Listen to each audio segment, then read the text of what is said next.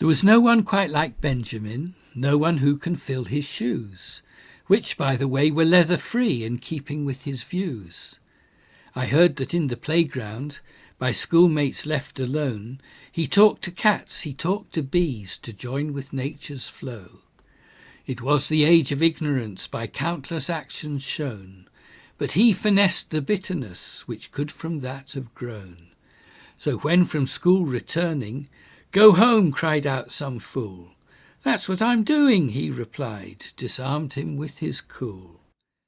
And when his young man's world went wrong, he found a way to go, which left those lesser ways behind, through verse new worlds he'd know.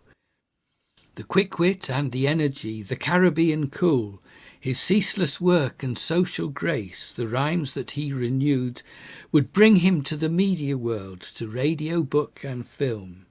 He'd have to get a hotel suite to pack the journos in. Then when he met with Lady Di and didn't want to fart, in poetry he told the tale which made the country laugh. A national treasure he became, except the sun was cross, but in his rhyme, The Blinding Sun, he showed them who was boss. He lent me his celebrity for the poet Shelley's sake, who he loved in awe of how he tried so hard to wake the country from its slumber deep, and tell the skylark's song, invoke in words the wild west wind, his inner fire lifelong. And the first time he arrived, he'd just wowed them at Hay. The second time a hospital ward had been honoured with his name. Then at Brooks, when recognised for making poetry real, he asked me and my son along to the celebration meal. And in old Maxwell's dining room, vegan vichyssoise there served, he just was so engaged with all, while I, the guest, observed. I got him on his mobile phone, the message left was cool. I'm probably in the local nick, in prison or in school. Then I was working with my mind so many miles away. Far off I heard an anguished cry, and next heard my wife say that Benjamin had died, they'd said, and nothing to be done.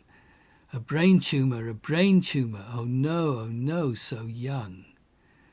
Like so many we were stunned, this source of courage lost, those unstraightforward takes on life that put new twists across. I looked next day, and in the sun the tributes all flowed fast. The times had changed, his deeds had left their battles in the past. Hail to thee, blithe Benjamin, hail to your Mercury mind. Thanks for the way you worked for us and always sought to find a way to navigate dead ends, see injustices transformed. Hail to thee, blithe Benjamin, may your spirit long go on.